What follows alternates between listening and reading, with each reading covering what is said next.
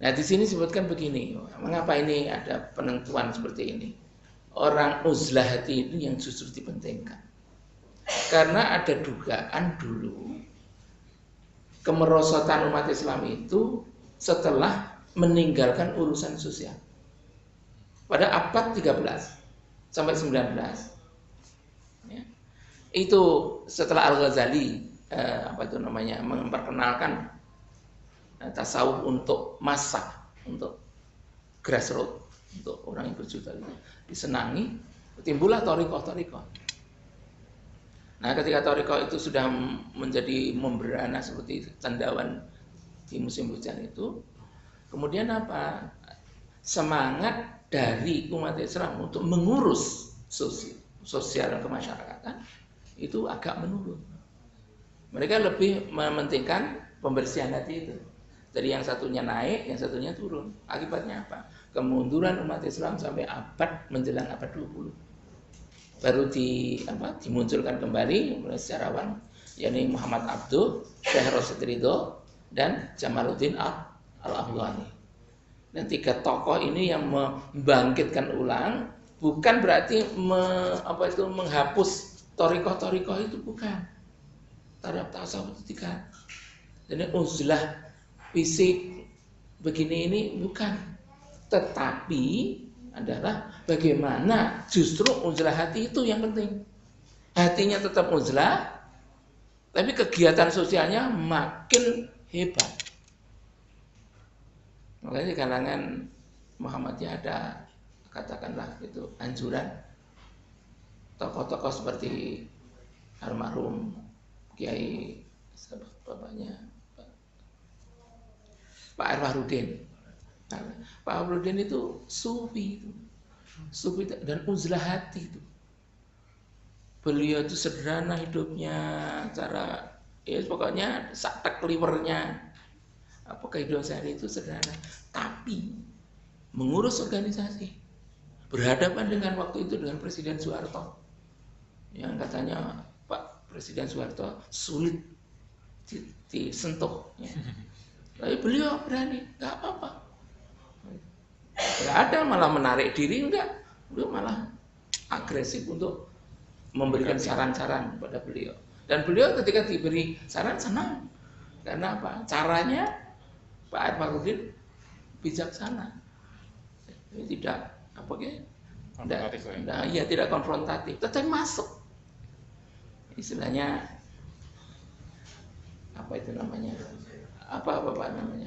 ajur-ajer, ya. Kena ikannya tidak keruh airnya. Itu Pak, antara lain. Ini bukan memuji-muji, bukan, tapi memang kenyataannya seperti itu. Ini namanya uzlah hati. Topong rame. Sekarang maidin fikrah.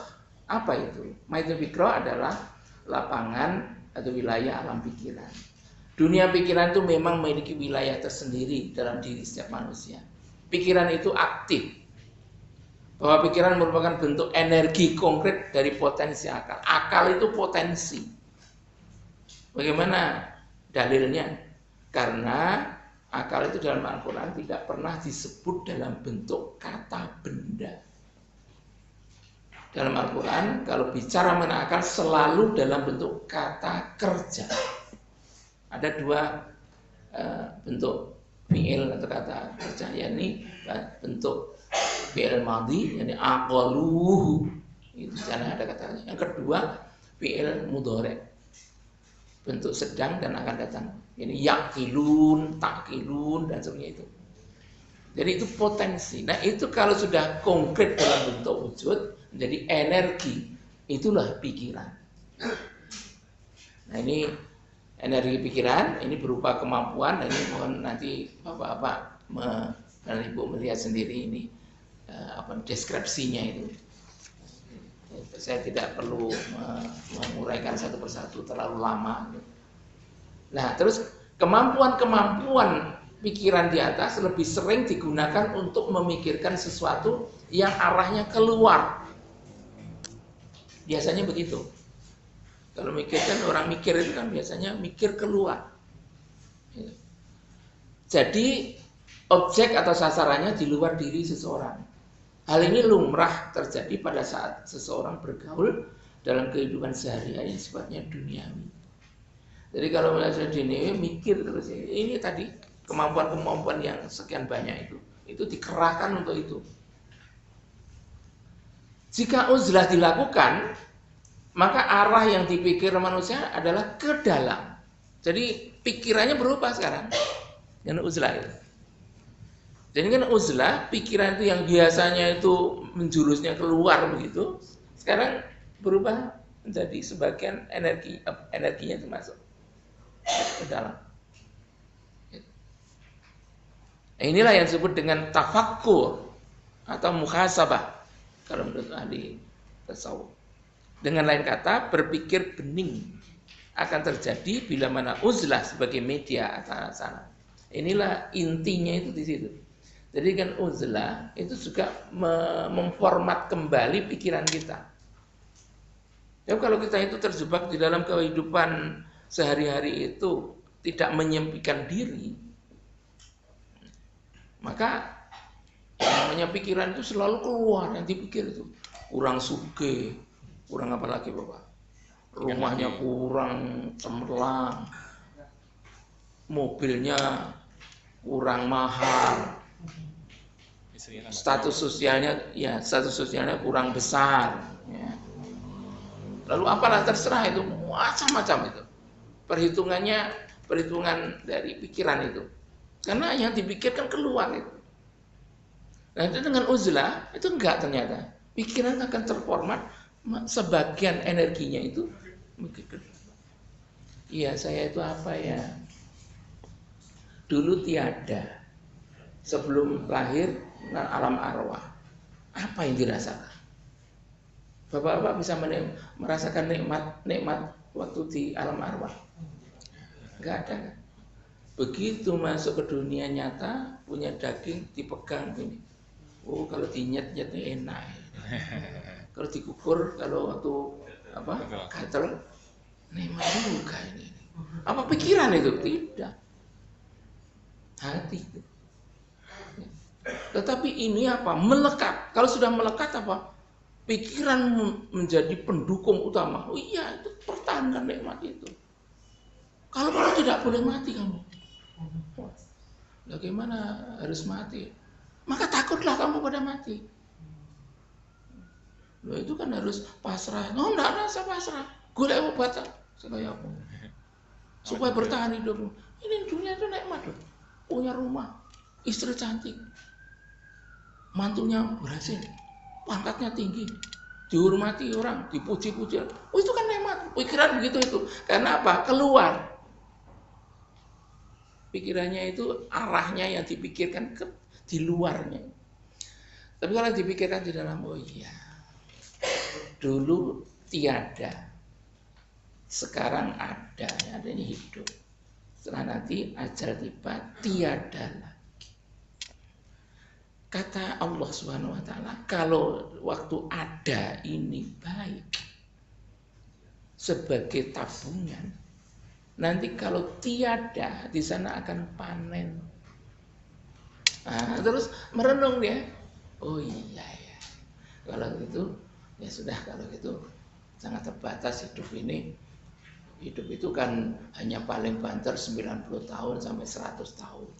Sedangkan nanti kalau dimakamkan di bumi ini masa ditanam itu selama sampai hancurnya planet bumi ini. Nah kapan? Berapa triliun tahun? Nggak tahu. Oh, kalau begitu 90 tahun dibanding dengan sekian triliun tahun itu, 90 tahun apalah artinya itu. Nah nanti mongko kita hidup di sana triliunan. Waktunya untuk menanam kebaikan hanya 90 tahun. Oh kalau begitu ya betul. Nah itu namanya ke dalam. Format pikirannya itu ke dalam, bukan keluar. Ini yang dimaksud oleh apa ya? Jika sudah dilakukan, maka arah yang dipikirkan manusia adalah ke arah dalam. Ini yang disebut tafakkur atau muhasabah. Dengan lain kata, berpikir bening akan terjadi bila mana uzlah sebagaimana media sarana dipakai. Jika tafakur dilakukan akan menghasilkan penemuan jati diri. Jika pikiran dipakai untuk memikirkan di luar dirinya, ia akan sekadar menghasilkan penemuan ilmu pengetahuan untuk kesejahteraan hidup saja. Ini mohon alinea akhir ini mohon menjadikan renungan.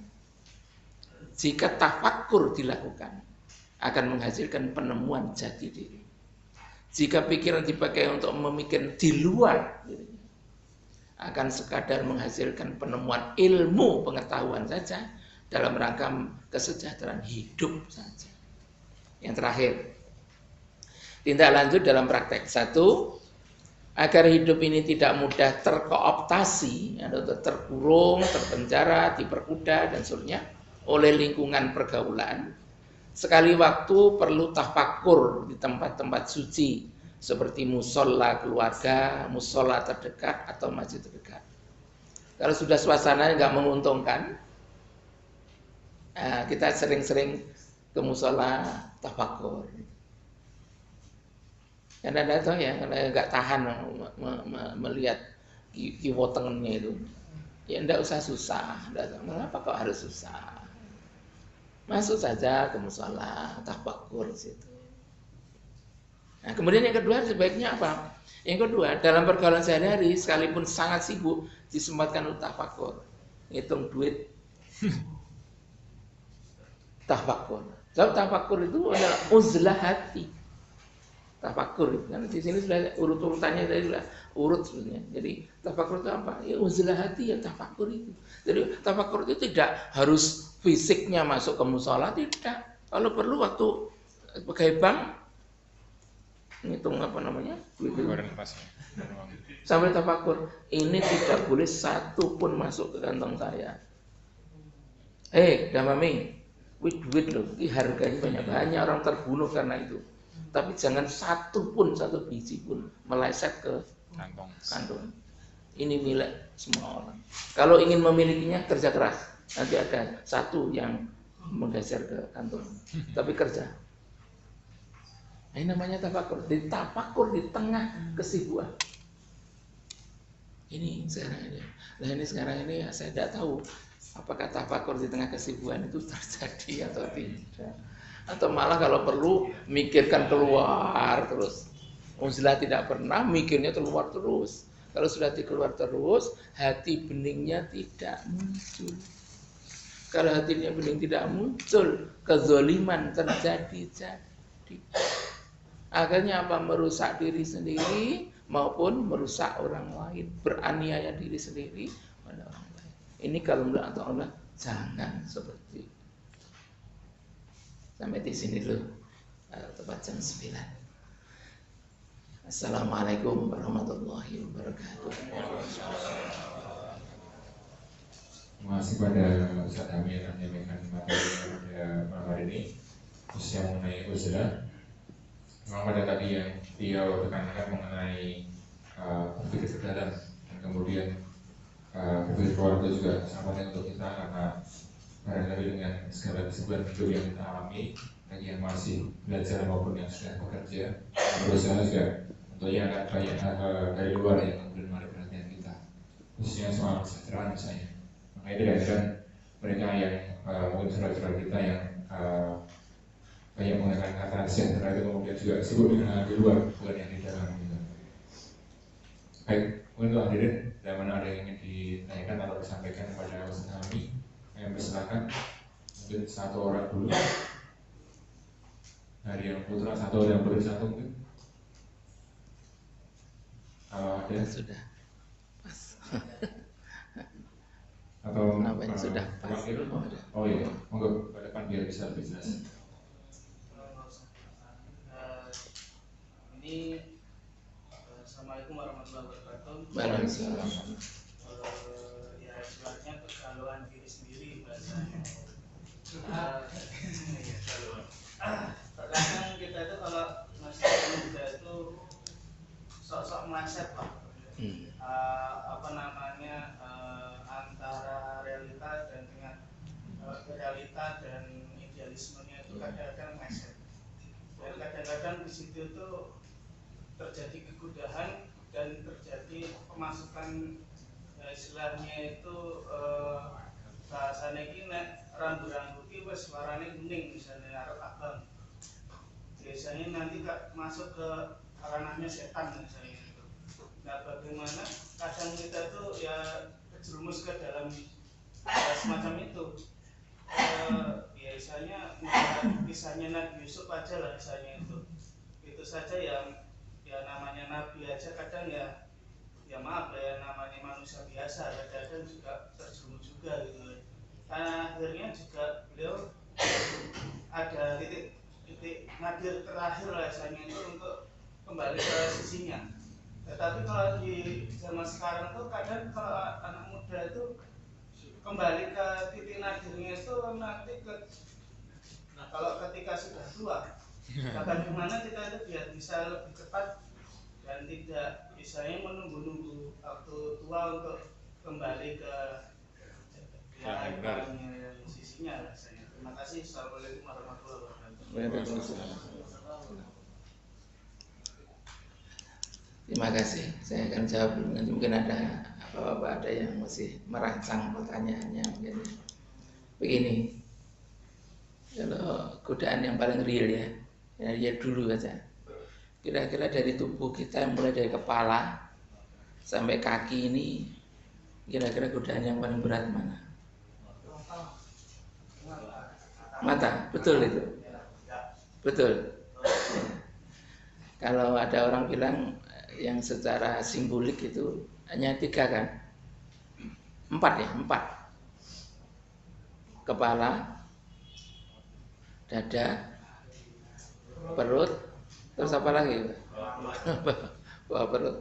Kira-kira yang paling cepat dinikmati dan betul-betul dihayati kenikmatannya yang mana? Yang di oleh bawah, iya kan? Selesaikan dulu itu. Kalau ada pemuda kira-kira kuat nggak mengelola di paling bawah itu? Kalau tidak cepat menikah.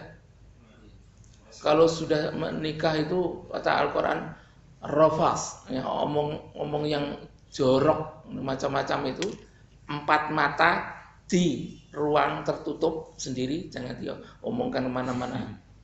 Silahkan, tidak ada yang melarang. Ini rafas ini loh, makanya di dalam haji kan, wala rafas, wala fusuq, wala jidal. Mengapa ini Quran kok ketika mengenai haji kok itu ya? Rafas itu tidak paling di depan. Kok jidal, perdebatan. Kok tidak fusuk, omongan yang fasik, yang tidak berdasar dan sebagainya. Jadi di bawah itu sering-sering ketika para pemuda itu ditanya, nah nanti kalau saya menikah, saya belum punya pendapatan banyak, nanti makan apa? Nah kalau belum makan apa-apa berarti belum siap itu. Kalau belum siap ya kendalikan itu. Nah inilah tantangan. Tantangannya di sini sebenarnya agama. Kalau tidak nikahlah. Kalau sudah nikah satu selesai. Setelah itu apa? Naik. Kalau sudah menikah, urusan bawah itu sudah tidak lihat-lihat lagi kemana-mana. Ya. Mata kalau tadi lihat mana-mana. Urusan ekonomi. Nah, sedangkan urusan ekonomi dalam Al-Quran itu filosofinya adalah filosofi makan. Ketika makan ada aturannya. Apa? Rambu-rambu. Kalau di surga, Nabi Adam dan Siti Kham mengatakan, wala taqraba hadhihi syajarah. Jangan kamu berdua mendekati pohon surga itu. Nah, itu terus dijabarkan dalam kehidupan sehari-hari.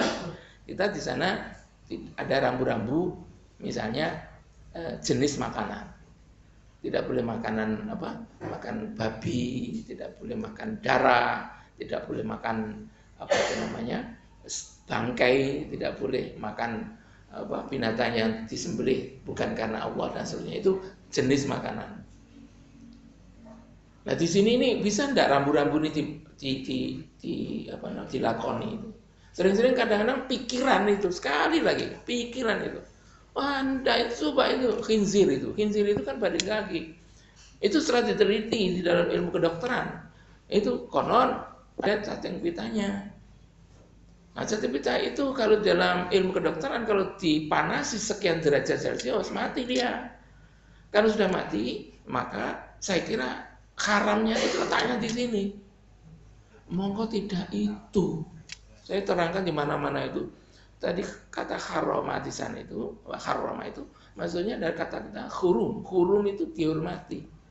Jadi Allah itu menghormati benda-benda ini. Apa sebabnya? Rahasia Allah. Itu misteri.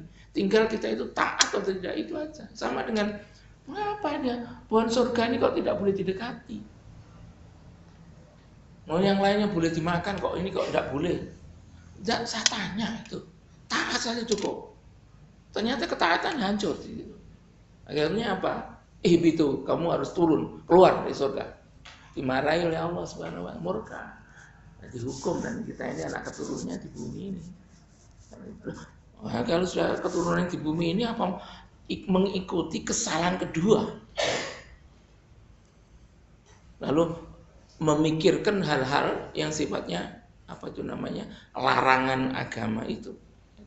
Nah sekarang kan kaum muda sini itu, kaum muda memang kita akui ya, karena masih ganas-ganasnya berpikir ya, itu kadang-kadang apa kan arahnya itu kan keluar dan ke dalam, tetapi keluarnya itu lebih banyak. Kenapa? Untuk mencapai kesejahteraan, punya ingin gelar, ingin kekuasaan, ingin apa jumlah uang mencukupi, ingin populer. Ini kan mudah. Kalau sepuh, masa ada yang sepuh aku tak ngumpul-ngumpul ke duit karena mau badannya sudah gak kuat itu. Ada, tidak ada. Itu wajar. Nah, tetapi ya, ini dalam tasawuf ya. Ketika orang berpikir itu, mbok jangan pikiran itu semata-mata hanya keluar. Selesaikan bawah itu. Kedua, ekonomi. Ketiga, pangkat. Nah, itu. Kalau sudah apa itu namanya perutnya terisi, kenyang kan, terus ingin status sosial kan itu. Ini status sosialnya di sini. Jadi bupati, ingin menteri, dirjen, ingin direktur utama perusahaan. Nah, jadi itu di sini ini letaknya. Nah, kalau sudah itu apa? Ingin puas. Wah, nanti saya dianggap sudah orang kaya, tetapi ilmunya sedikit. Karena itu perlu, saya itu ilmunya banyak misalnya. Wah, terus sekolah. Nah, ini kan di sini. Ini abstrak sebenarnya. Ini kan abstrak. Ini abstrak. Yang konkret itu kan ini bentuk uang sekali kekayaan ini. Perut dan bawah itu. Bawah itu melekat pada kita. Perut itu agak berjarak. Yang makin berjarak adalah dada, urusan jabatan, pangkat kan berjarak. Abstrak kan hanya dunia pengertian. Kemudian apalagi ilmu. Ilmu kan di otaknya mana ya? Gak ada itu. Mana ilmu? Ya hanya di sini. Tapi wujudnya seperti apa? Itu abstrak ini. Nah oleh karena itu kalau menurut saya kaum muda boleh, tetapi diselesaikan dari bawah. Yang difitnah orang kaum muda itu bawah itu. Yang sekarang apa? Itu pergaulan bebas itu ya. Apa sekarang itu apa namanya? L apa itu? LGBT. Iya. LGBT. Lesbian, gay, biseksual dan transseksual. Itu. Apa itu? Tema apa itu? Apa tema otak? Apa tema dada? Apa tema perut? Itu tema perut itu. Itu yang mengguncangkan dunia sekarang ini. Karena di Amerika sudah dilegalkan. Dan itu kalau dari peradaban barat itu nanti masuk internet, masuk globalisasi, nah ini menggulung kita ini. Nah, dalam Islam tidak. Jangan benci pada seksual, jangan. Itu alamiah kok. Perempuan itu pakaianmu, kamu itu pakaian perempuan, libas. Tidak usah ditolak itu, diberi saluran. Tapi kadang-kadang ini tadi dipikir, nanti saya kalau menikah nanti saya tidak bisa masih makan. Justru dengan menikah itu kamu bertanggung jawab. Kerja, jangan takut bekerja. Kalau sekarang malas kerja, sekarang kerja. Kalau alasannya mencarikan makan istri, orang lain karena runtuh. Kira-kira begitu. Kalau ditegasi itu. Kalau kita bekerja untuk demi perut kita sendiri, kadang-kadang orang itu ya sekarang mulai nanti dulu. Jadi kalau ini ada satu mulut lagi yang harus saya beri makan, saya belum bisa. Mbok saya tolong nanti beri pekerjaan, runtuh itu. Itu hukum alam kok gitu. Tapi kadang-kadang ini dilogikakan, dibanting, ya, misalnya, nah nanti kalau sudah kaya saja. Tapi ketika kaya ngerentengi, ini gadis, wah ini sulit saya semua kok setuju saya, nah itu malah fitnahnya besar sekali itu. Nah ini kan budaya kita seperti itu. Jadi intinya kalau saya berdasarkan keterangan Athaillah itu di sini saya katakan itu kita perlu diselesaikan dengan tahu, dengan ilmu ya. Ketika berilmu ini hendaknya bisa mengendalikan ketika melihat keluar dan melihat diri sendiri sejak muda. Jangan ada alasan bahwa melihat diri sendiri itu milik kaum tua, melihat keluar adalah milik kaum muda. Tidak ada dalam agama gitu. Tidak ada. Islam selalu mengatakan melihat keluar dan dalam itu sejak muda. Tapi berat memang, ya. Saya katakan berat, tetapi nggak apa-apa. Berat itu bukan mustahil. Demikian saja yang bisa saya sampaikan.